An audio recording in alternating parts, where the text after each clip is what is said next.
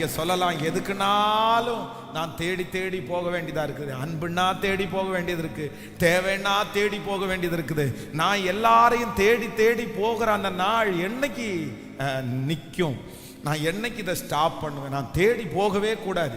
சில நேரத்தில் சில மனிதர்கள் பாருங்க, நம்ம தேடி போகும்போது அவ்வளவு அவமானப்படுத்துவாங்க, அவ்வளோ மனசை கஷ்டப்படுத்துவாங்க.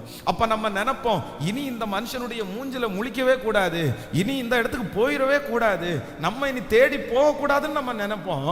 ஆனா பாருங்க, சில சூழ்நிலைகள் திரும்பி வரும், திரும்பியும் அதே மனுஷனிடத்துல போய் நிற்கக்கூடிய ஒரு சூழ்நிலை வரும். ஏன் பெரிய ரோசக்காரனாட்டும் போனவன்னு திரும்பி வந்த அப்படின்னு அந்த இடத்துலையும் பார்த்தீங்கன்னா சில நேரத்தில் நம்ம ரொம்ப அவமானமா பேசுவாங்க. அப்படியே நம்ம போயிட்டு வந்த வர இப்போ என்ன எங்க வச்சுட்டு வந்தோம், மூஞ்சி எங்க வச்சு வந்துருந்தேன் அப்படியெல்லாம் கேட்பாங்க. அப்போ திருப்பியும் நம்ம அவங்க முன்னாடி வெட்கப்பட்டு நிற்க வேண்டிய சூழ்நிலைகள். இது யாருக்காக ஆண்டவர் பேசுறாருன்னு தெரியல. ஒருவேளை இது தீர்க்க தரிசனமான வார்த்தையா இருக்கலாம். நீங்க போகவே கூடாதுன்னு நினைக்கிற இடத்துல கூட போய் நிற்கக்கூடிய ஒரு கட்டாயத்துக்குள்ள நீங்க தள்ளப்பட்டிருக்கலாம்.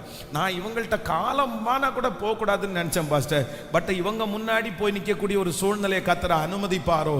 ஆனால் ஆண்டவர் வாக்கு கொடுக்கிறார். 26ஆம் அதிகாரத்தினுடைய துவக்கத்திலே ஒரு தேவ பிள்ளை போய் முன்பாக நிற்கிறது.